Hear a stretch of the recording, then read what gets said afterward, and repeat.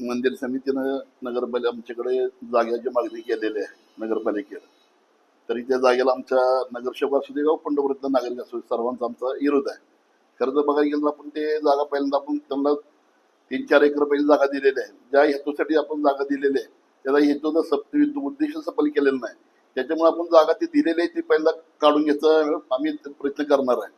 आणि दुसरं म्हणजे ते अजून तिथं MI तलावामध्ये जागाची मागत आहेत ती जागाच अस्तित्वात नाही. आणि जागा अस्तित्वात नसताना तिथं भर करून परत जागा देते तुम्ही गोशाला तुम्ही लाखो रुपये कोट्यवधी रुपये त्या गोशालेच्या नावावर कमवणार.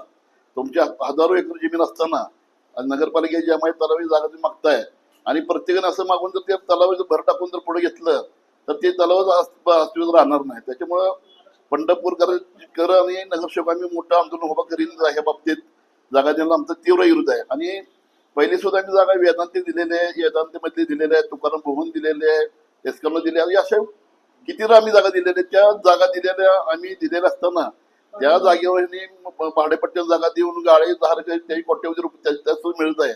त्यांच्या जागेत त्यांची मंदिर समिती जागा आहे तिथं त्यांनी काय करावे त्यांचे ते मुद्दे त्यांचा सफल करावं.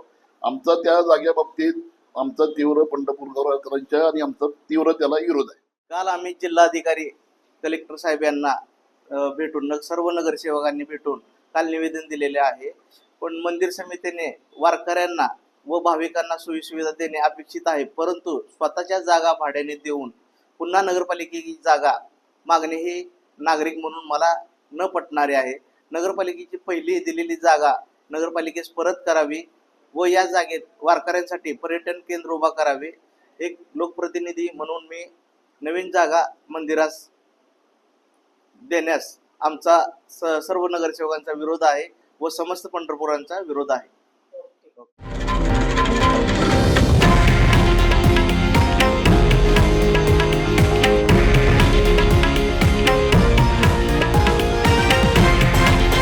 हे आहे देशातील नंबर 1 न्यूज नेटवर्क आणि आपण पाहत आहात TV9 मराठी, एकमेव.